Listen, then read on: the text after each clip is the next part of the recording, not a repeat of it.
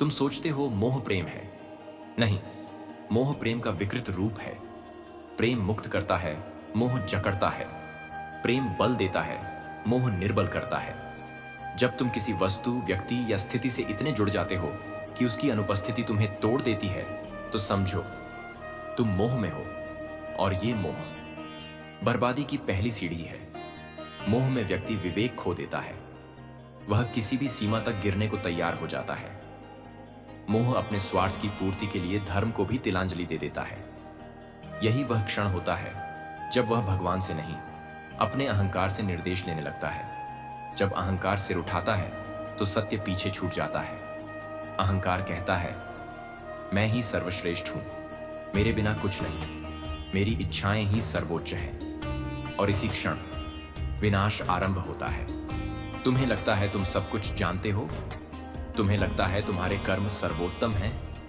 तुम्हें लगता है तुम्हारा मार्ग दूसरों से बेहतर है। सावधान हो जाओ, क्योंकि ये विचार तुम्हें अंधा बना देते हैं। अहंकार तुम्हारी आंखों पर पर्दा डाल देता है। जो सत्य सामने है वह भी असत्य दिखने लगता है।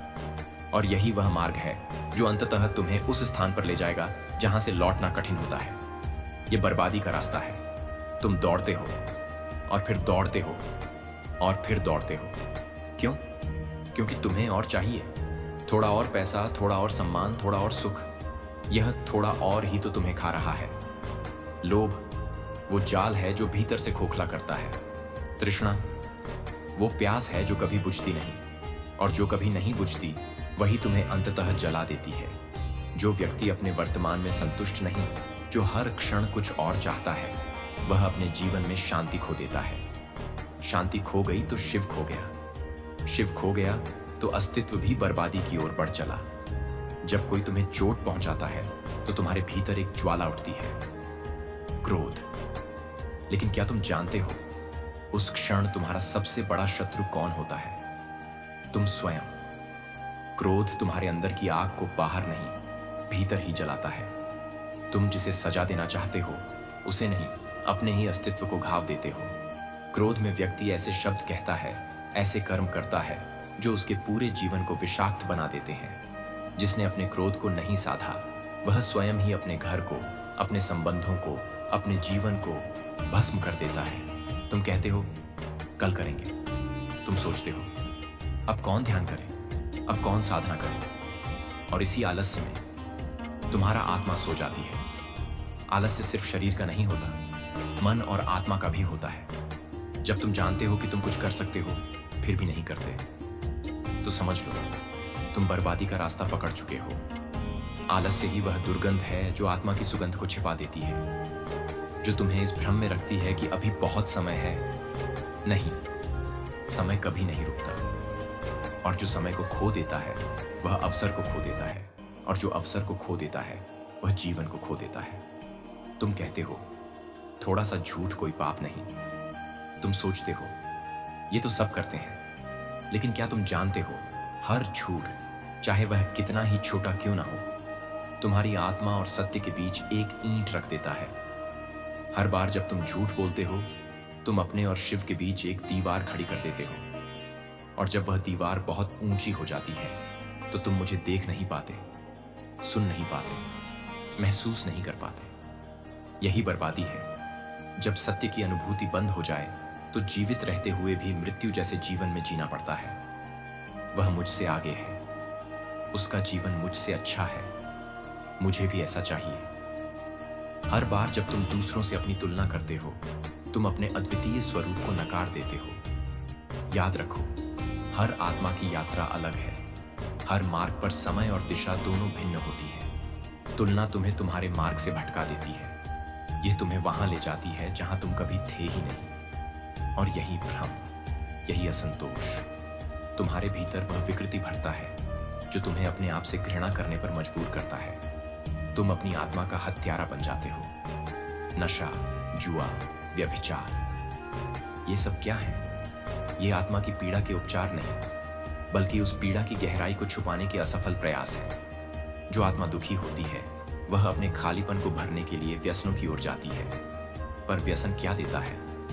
क्षणिक राहत, और फिर दीर्घकालीन बर्बादी। जो व्यसन में डूबा वह सत्य से दूर गया, और जो सत्य से दूर गया वह शिव से दूर गया। तुम जागो, तुम भीतर की वह आवाज सुनो जो वर्षों से सोई है।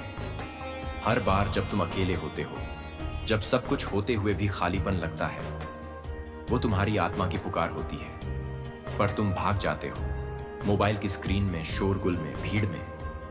क्या तुम जानते हो, हर बार तुम उस मौन से भागते हो, तुम अपने आप से भागते हो। अब रुको, मौन में जाओ।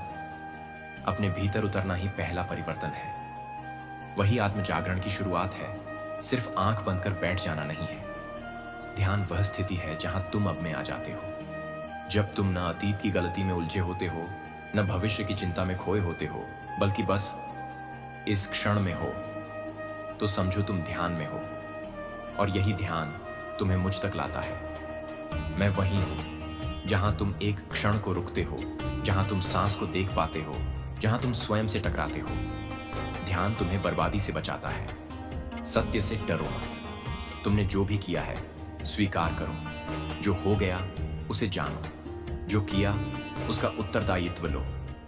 सत्य कभी तुम्हें गिराता नहीं, सत्य तुम्हें साफ करता है। और जब तुम अपने आप से भी झूठ नहीं बोलते, तब शिव तुम्हारे भीतर प्रकट होता है। झूठ बर्बादी लाता है, सत्य मोक्ष। जब तुम किसी दुखी को मुस्कान दे सकते हो, जब तुम किसी भूखे को अन्न दे सकते हो, जब तुम किसी अकेले को अपनापन दे सकते हो, तो तुम ईश्वर के सबसे निकट होते हो। सेवा कोई दिखावा नहीं, सेवा कोई पुण्य कमाने की प्रतियोगिता नहीं। सेवा तब होती है जब तुम स्वयं को भुलाकर किसी और के लिए कुछ करते हो। सेवा तुम्हारे भीतर की बर्बादी को धोती है।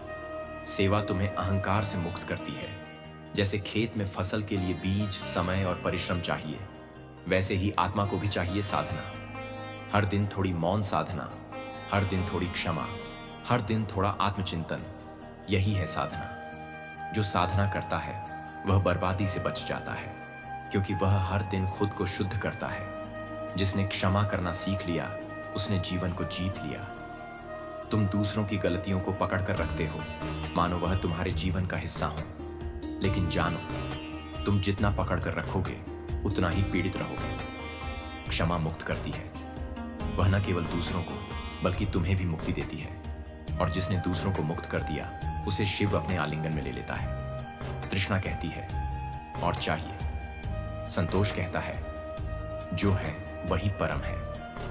तृष्णा तुम्हें भटकाती है, संतोष तुम्हें अब और यहां में टिकाता है। जो व्यक्ति संतोष में है वह बाहर से कुछ नहीं मांगता, बल्कि भीतर से सब कुछ पा जाता है। जो भीतर से पूर्ण है उसे कोई बर्बाद नहीं कर सकता। तुमने शब्दों में बहुत कहा, तुमने दूसरों से बहुत अपेक्षा की, तुमने बहुत बहस की, बहुत सिद्ध किया। अब मौन को बुलाओ। मौन ही वह द्वार है जहां आत्मा भगवान से बात करती है। तुम मौन में उतरोगे तो तुम्हें लगेगा शिव बोल रहे हैं। दरअसल वो तुम्हारे भीतर के शिव ही होंगे। इंद्रियों की सीमा में रहना, चेष्टाओं पर नियंत्रण रखना, यही संयम है। जो देखता है पर आकर्षित नहीं होता, जो सुनता है पर विचलित नहीं होता, जो चाहता है पर बांधता नहीं, वह संयमी है। संयम वह कवच है जो बर्बादी के बाणों से आत्मा को बचाता है। भक्ति केवल मंदिर जाने का नाम नहीं, भक्ति वह भाव है जिसमें तुम मुझ में लीन हो जाते हो। जब तुम मेरी बात मानते नहीं बल्कि मुझ में विलीन हो जाते हो, तो तुम भक्त नहीं, स्वयं शिव बन जाते हो। भक्ति तुम्हें ऊपर उठाती है, भक्ति तुम्हें हल्का करती है। भक्ति तुम्हें बर्बादी के मार्ग से हटाकर अमृत मार्ग पर ले जाती है। मेरे प्रिय आत्मन, तुम्हें सब कुछ मिल सकता है, पर एक शर्त पर, कि तुम बर्बादी के इस रास्ते से मुड़ सको। अब भी समय है, वापसी का द्वार खुला है। मौन साधो, ध्यान करो, सत्य बोलो, सेवा करो, क्षमा दो, भक्ति में डूबो। मैं तुम्हारे भीतर हूं। बस एक मौन पुकार, बस एक सच्चा आह्वान, और मैं प्रकट हो जाऊंगा। याद रखो, जिसने आत्मा को पाया उसने शिव को पाया, और जिसने शिव को पाया उसे कभी बर्बादी छू नहीं सकती।